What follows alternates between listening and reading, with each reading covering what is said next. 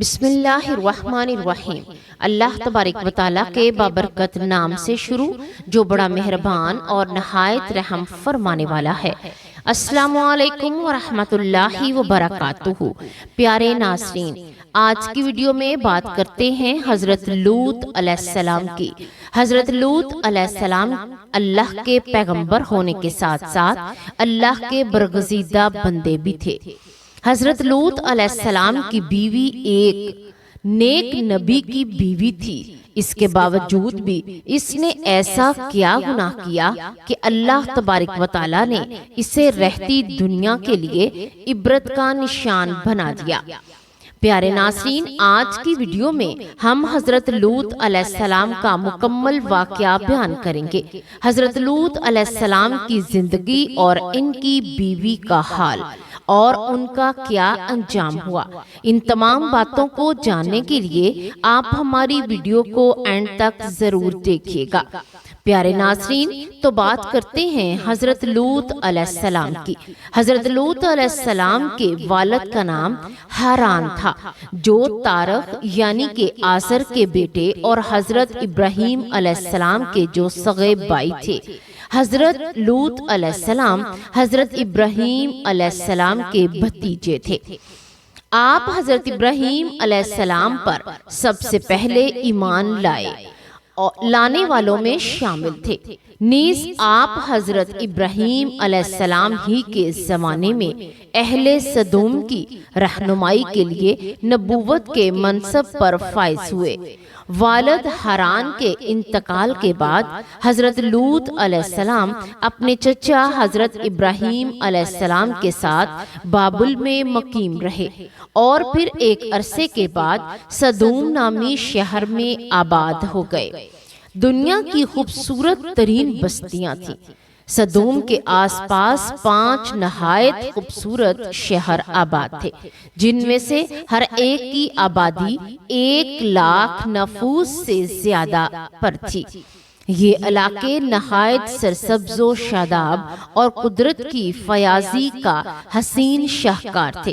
باغات کی کثرت تھی تو لہلہاتے کھیت یہاں کے باسیوں کی ضروریات سے کہیں زیادہ تھے، اور یہی وجہ تھی کہ قرب و جوار کی بستیوں کے باسی بھی اس معاشی و غذائی ضروریات کے لیے ان بستیوں کا رخ کیا کرتے تھے۔ مگر یہ بات ان بستیوں کے لوگوں کو بالکل بھی پسند نہ تھی۔ ان کے خیال میں ان کی بستیوں میں پیدا ہونے والے پھلوں، اناج اور سبزیوں پر صرف انہی کا حق ہے۔ ان کے شدید خواہش تھی کہ دوسری بستیوں کے لوگ ان کے علاقوں میں نہ آئیں، لیکن یہ انہیں منع کرنے سے بھی ڈرتے تھے۔ فعل بد کی ابتدا۔ جب کوئی قوم اللہ کی دی ہوئی نعمتوں کا شکر ادا کرنے کی بجائے غرور و تکبر اور عادت بد میں مبتلا ہو جائے تو ایسے لوگوں کے دل و دماغ پر شیطان قابض ہو جاتا ہے اور پھر یہ ابلیس کے نقشے قدم پر چلنے لگتے ہیں۔ ایک دن بستی کے لوگ باہر سے آنے والوں کو روکنے کے طریقہ کار پر غور و خوض کر رہے تھے کہ ابلیس ایک بزرگ کی شکل میں ان کی محفل میں آیا اور کہا، اگر تم ان سے پیچھا چھڑانا چاہتے ہو تو میرے کہنے پر عمل کرو۔ اجنبی بزرگ کی یہ بات سب نے نہایت ہی توجہ سے سنی اور طریقہ بتانے پر اصرار کیا۔ ابلیس نے کہا کہ کل بتاؤں گا۔ دوسرے دن وہ ایک خوبصورت نوعمر لڑکے کے بھیس میں آیا اور انہیں اپنی عورتوں کی بجائے مردوں کے ساتھ فعل بد کرنا سکھایا۔ اسی طرح ابلیس کے کہنے پر اس بدکاری کے موجد یہی ملعون لوگ تھے۔ انہوں نے شیطان کی ایما پر ایک ایسا گناہ ایجاد کیا جس کا اولاد آدم میں اس سے پہلے کسی کو خیال تک نہیں آیا تھا۔ یہی وہ وقت تھا کہ جب اللہ تعالیٰ نے حضرت لوط علیہ السلام کو نبی بنا کر اس قوم کے اصلاح کے لیے بھیجا۔ حضرت لوط نے ان کو توحید کی دعوت دی اور بیہودہ حرکات سے منع فرمایا۔ قرآن پاک میں اللہ تعالیٰ فرماتا ہے، ترجمہ: اور لوط کو یاد رکھو جب انہوں نے اپنی قوم سے کہا کہ تم بے حیائی کے کام کیوں کرتے ہو؟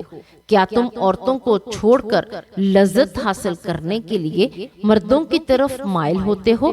حقیقت یہ ہے کہ تم احمق لوگ ہو۔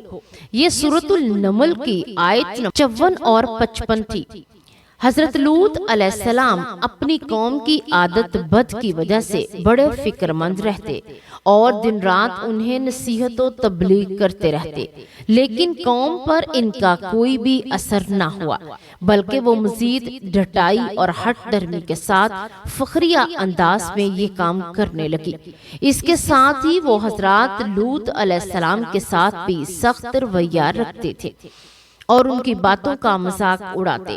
ارشاد باری تعالیٰ ہے کہ قوم لوط نے بھی پیغمبروں کو جھٹلایا جب ان سے ان کے بھائی لوط نے کہا کہ تم کیوں نہیں ڈرتے، میں تو تمہارا امانت دار پیغمبر ہوں، تو اللہ سے ڈرو، میرا کہنا مانو اور میں تم سے اس کام کا بدلہ نہیں مانگتا، میرا بدلہ اللہ رب العالمین کے ذمہ ہے۔ کیا تم اہل عالم میں سے لڑکوں پر مائل ہوتے ہو اور تمہارے پروردگار نے جو تمہارے لیے تمہاری بیویاں پیدا کی ہیں ان کو چھوڑ دیتے ہو؟ حقیقت یہ ہے کہ تم حد سے نکل جانے والے ہو۔ یہ سورۃ الشعراء کی آیت نمبر 160 سے 166 تک تھی۔ انہیں حضرت لوط علیہ السلام کا سمجھانا برا لگتا تھا، چنانچہ انہوں نے صاف صاف کہہ دیا کہ اگر تم ہمیں اسی طرح برا کہتے رہے اور ہمارے کاموں میں مداخلت کرتے رہے تو ہم کو اپنے شہر سے نکال دیں گے۔ قرآن پاک میں وہ کہنے لگے، اے لوط، اگر تم باز نہ آؤ گے تو ہم تم کو شہر بدر کر دیں گے۔ یہ سورۃ الشعراء کی آیت نمبر 167 تھی۔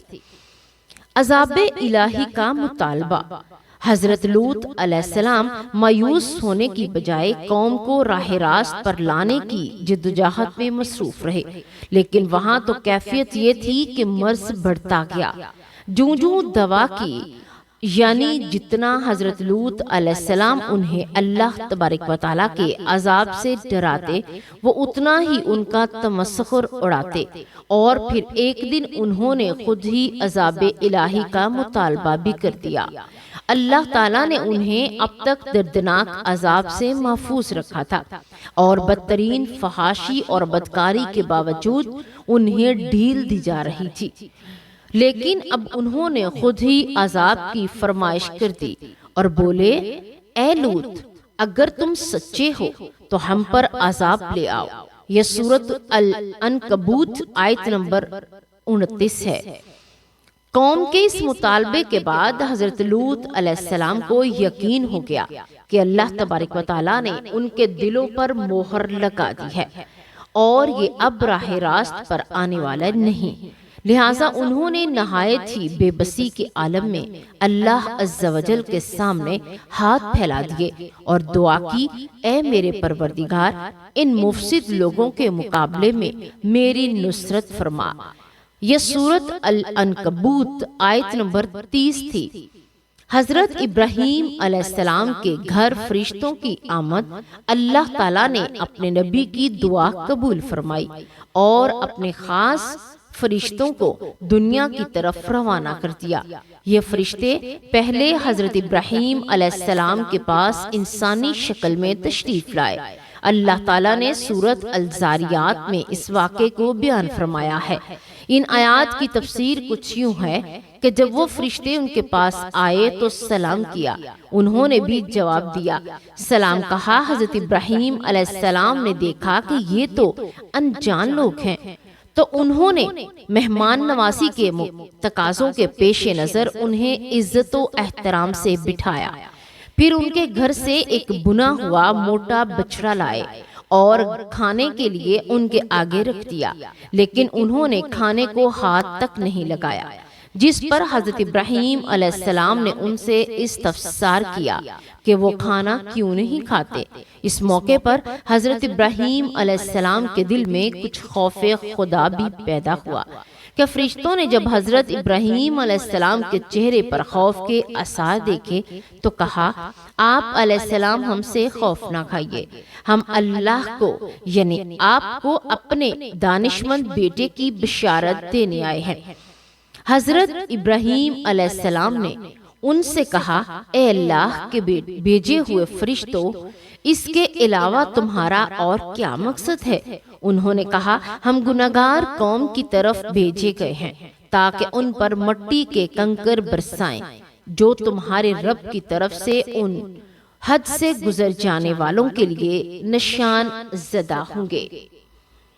دراصل حضرت ابراہیم علیہ السلام اس لیے فکر مند ہو گئے کہ فرشتے جس بستی کی جانب جا رہے تھے وہاں حضرت لوط علیہ السلام بھی رہتے تھے۔ قرآن پاک میں ارشاد باری تعالیٰ ہے، حضرت ابراہیم نے کہا ان میں سے تو لوط بھی ہیں، تو وہ کہنے لگے جو لوگ یہاں رہتے ہیں ہمیں سب معلوم ہے، ہم ان کو اور ان کے گھر والوں کو بچا لیں گے، بحث ان کی بیوی کے وہ پیچھے رہنے والوں میں ہوگی۔ یہ سورۃ عنکبوت آیت نمبر 31 اور 32 ہے۔ حضرت ابراہیم علیہ السلام کا ڈر اور خوف ختم ہو چکا تھا، لیکن انہیں علم تھا کہ اللہ کا عذاب قوموں کو نیست و نابود کر دیتا ہے، اور حضرت ابراہیم علیہ السلام نہایت رحم دل اور رقیق القلب تھے۔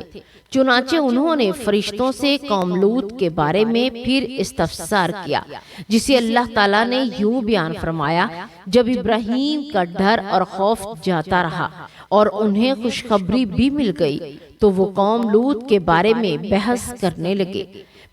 بے شک ابراہیم بردبار، نرم دل اور اللہ کی طرف رجوع کرنے والا تھا۔ اس پر فرشتوں نے فرمایا اے ابراہیم اس خیال کو چھوڑ دیجئے، آپ علیہ السلام کے رب کا حکم ان تک پہنچا ہے اور ان لوگوں پر کبھی نہ ٹلنے والا عذاب آنے والا ہے۔ یہ سورۃ الہود آیت نمبر 74 سے 76 ہے۔ فرشتے حضرت لوط علیہ السلام کی بستی میں تھے۔ حضرت سعدی رحمت اللہ علیہ فرماتے ہیں کہ فرشتے حضرت ابراہیم علیہ السلام سے ملاقات کے بعد حضرت لوط علیہ السلام کی بستی پہنچے اور دوپہر کے وقت وہاں داخل ہوئے۔ جب وہ صدوم شہر میں پہنچے تو ان کی حضرت لوط علیہ السلام کی صاحبزادی سے ملاقات ہو گئی جو وہاں پانی بھرنے پہنچی تھی۔ فرشتوں نے لڑکی سے پوچھا ہم یہاں کہیں ٹھہر سکتے ہیں؟ لڑکی نے جواب دیا آپ یہیں رکے رہیں، میں واپس آ کر بتاتی ہوں۔ در حقیقت لڑکی کو ڈر ہوا کہ اگر یہ قوم کے ہاتھ لگ گئے تو ان سے بدسلوکی ہو سکتی ہے۔ وہ اپنے والد حضرت لوط علیہ السلام کے پاس تشریف لائیں اور صورتحال سے آگاہ کیا۔ اے ابا جان، شہر کے باہر چند اجنبی نوعمر لڑکے ہیں، کہیں ایسا نہ ہو کہ قوم ان کو پکڑ لے۔ اور قوم نے حضرت لوط کو مہمانوں کو اپنے ہاں ٹھہرانے سے منع کیا، لیکن اس کے باوجود وہ چھپ چھپا کر انہیں اپنے گھر لے آئے۔ یہ قصص الانبیاء اور ابن کثیر میں ہے۔ پھر ان کے گھر کا گھیراؤ کیا گیا۔ فرمانے باری تعالیٰ ہے کہ جب ہمارے فرشتے لوط علیہ السلام کے پاس آئے تو وہ ان کے غم ناک اور تنگ دل ہوئے اور کہنے لگے آج کا دن بڑی مشکل کا دن ہے۔ یہ سورۃ الہود آیت نمبر 77۔ مفسرین فرماتے ہیں کہ یہ فرشتے حضرت جبرائیل علیہ السلام، حضرت میکائیل علیہ السلام، حضرت اسرافیل علیہ السلام تھے جو نہایت حسین و جمیل نوعمر لڑکوں کی شکل میں تشریف لائے تھے۔ حضرت لوط نے جب ان خوبصورت نوعمر لڑکوں کو دیکھا تو سخت گھبراہٹ اور پریشانی میں مبتلا ہو گئے۔ انہیں اپنی قوم کی عادت قبیحہ کے پیش نظر خطرہ تھا، نہ جانے قوم ان کے ساتھ کیسا سلوک کرے۔ حضرت لوط علیہ السلام کی بیوی کافروں سے ملی ہوئی تھی، سو اس نے نوعمر لڑکوں کو گھر میں موجودگی کا راز فاش کر دیا۔ یہ سن کر بستی والے دوڑتے ہوئے حضرت لوط علیہ السلام کے گھر پہنچے۔ قرآن پاک میں ارشاد باری ہے کہ جب قوم دوڑتی ہوئی ان کے پاس پہنچی، یہ لوگ پہلے ہی سے برے کام کیا کرتے تھے، تو لوط علیہ السلام نے کہا، اے قوم، یہ جو میری قوم کی لڑکیاں ہیں یہ تمہارے لیے جائز ہیں اور پاک ہیں، اللہ سے ڈرو اور مجھے میرے مہمانوں کے بارے میں رسوا نہ کرو۔ کیا تم میں سے کوئی بھی شائستہ آدمی نہیں؟ یہ سورۃ ہود آیت نمبر 78 ہے۔ حضرت لوط علیہ السلام کی بات سن کر وہ لوگ بولے، اے لوط، کیا ہم نے تمہیں سارے جہاں کی حمایت اور طرفداری سے منع نہیں کیا تھا؟ یہ سورۃ الحجر کی آیت نمبر 70 ہے۔ اور تم بخوبی واقف ہو کہ ہمیں تمہاری بیٹیوں سے کچھ حاجت نہیں، اور جو ہماری اصل چاہت ہے اس سے تم بخوبی واقف ہو۔ یہ سورۃ الہود آیت نمبر 79 ہے۔ قوم لوط اس بے شرمانہ جواب سے اندازہ لگایا جا سکتا ہے کہ وہ فعل بد میں کس حد تک مبتلا ہو چکی تھی۔ مفسرین لکھتے ہیں کہ حضرت لوط علیہ السلام کی قوم ان کے گھر کی طرف دوڑتی ہوئی آئی تو حضرت لوط نے گھر کے دروازے بند کر لیے اور ان نوجوانوں کو ایک کمرے میں چھپا دیا۔ بدکار مسلح لوگوں نے آپ علیہ السلام کے گھر کا گھیراؤ کیا ہوا تھا اور ان میں سے کچھ گھر کی دیوار پر بھی چڑھنے کی کوشش کر رہے تھے۔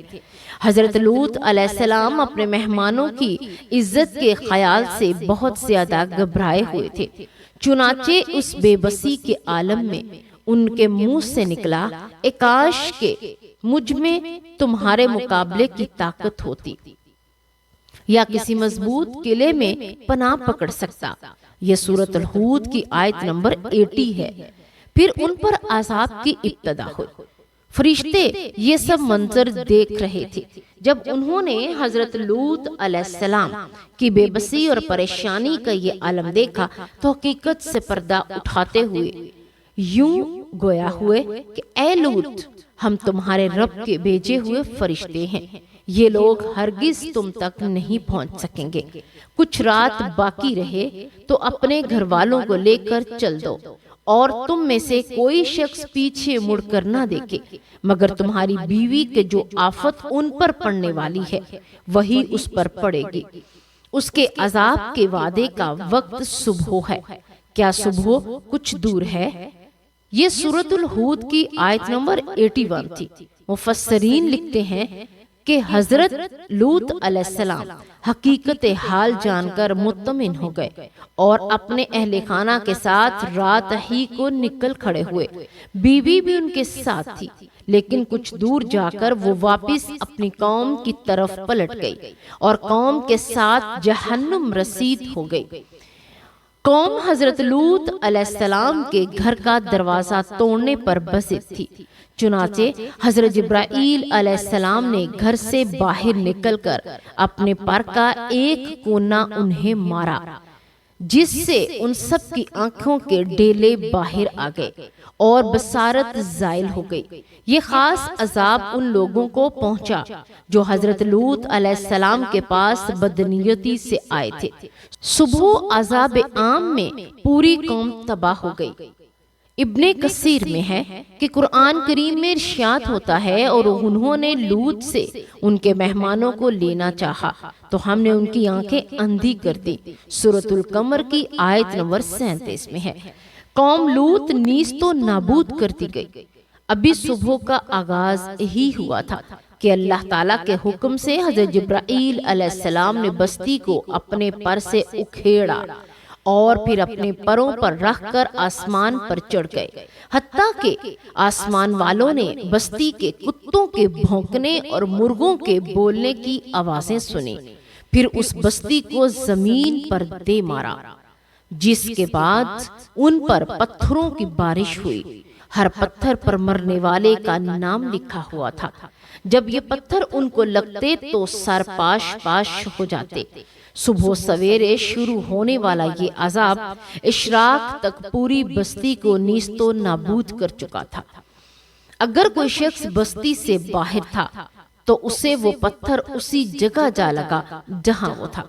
اللہ تعالیٰ نے قرآن پاک میں فرمایا، پھر جب ہمارا حکم پہنچا تو ہم نے وہ بستیاں الٹ دیں اور اس زمین پر کنگر کے پتھر برسانا شروع کر دیے جو لگاتار گر رہے تھے، جن پر تمہارے رب کی طرف سے خاص نشان بھی تھے، اور وہ ظالموں سے کچھ دور نہیں۔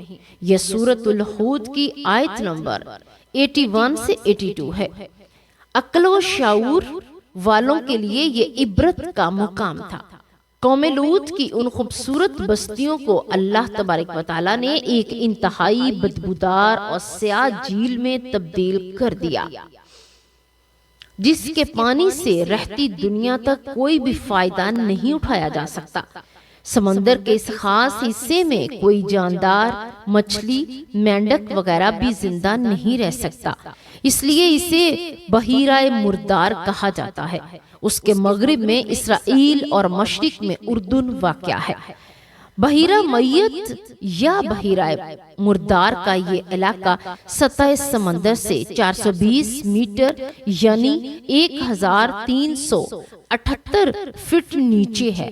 اس جھیل کی لمبائی 67 کلومیٹر یعنی 42 میل اور چوڑائی 18 کلومیٹر یعنی 11 میل ہے۔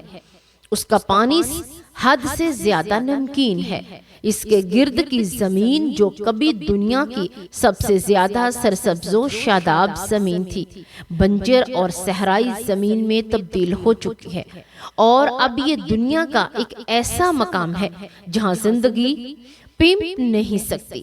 یعنی دنیا کی 5 حسین ترین بستیوں میں آباد قوم لوط کو اللہ تعالیٰ نے 2200 قبل مسیح نیست و نابود فرما کر رہتی دنیا تک کے لیے عبرت کا نشان بنا دیا اور عقل و شعور رکھنے والوں کے لیے نصیحت بنا دیا۔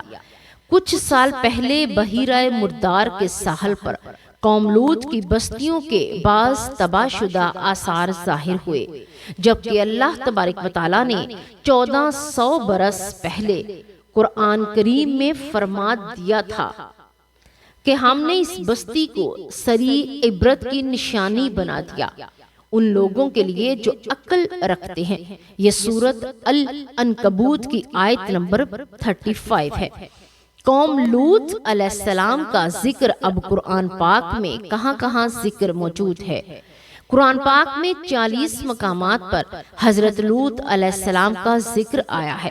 سورۃ انعام کی آیت نمبر 86، سورۃ الاعراف کی آیت نمبر 80 اور 83، سورۃ ہود کی 6 آیات جن میں 70، 77، 74، 78، 89، 81 اور سورۃ الحجر کی آیات 59، 61، 71، 68، 67، 66 اور 62 ہیں۔ سورۃ الانبیاء کی آیات 71، 74 اور 75 ہیں۔ سورۃ الحج کی آیت 43 ہے اور سورۃ الشورى کی آیت 160، 161، 167 اور 168 ہے۔ سورۃ النمل کی آیات 54، 56 اور 57۔ سورۃ العنکبوت کی آیات 26، 33، 30 اور 32 ہے۔ سورۃ الصفات کی آیت 33 ہے اور سورۃ صاد کی آیت 13، سورۃ کاف کی آیت 13، سورۃ القمر کی آیات 33، 34، 36، 37، سورۃ التحریم کی آیت 10 اور سورۃ الحاقہ کی آیت 9 میں حضرت لوط علیہ السلام کا ذکر کیا گیا۔ پیارے ناظرین، یہ تھا حضرت لوط علیہ السلام کی زندگی کا مکمل واقعہ اور حضرت لوط علیہ السلام کی بیوی نے کیا گناہ کیا اور وہ کیا گناہ کرتی تھیں جن کا اللہ تبارک و تعالیٰ نے انہیں اتنا برا انجام دیا۔ پیارے ناظرین، اللہ تبارک و تعالیٰ سے دعا کرتے ہیں کہ اللہ تبارک و تعالیٰ ہمیں نیکی کی بات سننے، سمجھنے اور اس پر عمل کرنے کی توفیق عطا فرمائے۔ اللہ تبارک و تعالیٰ ہمیں قرآن پاک کو پڑھ کر سمجھنے اور اس پر عمل کرنے، اسی کے مطابق زندگی بسر کرنے کی توفیق عطا فرمائے۔ اللہ تبارک و تعالیٰ ہم تمام کا حامی و ناصر ہو، آمین یا رب العالمین۔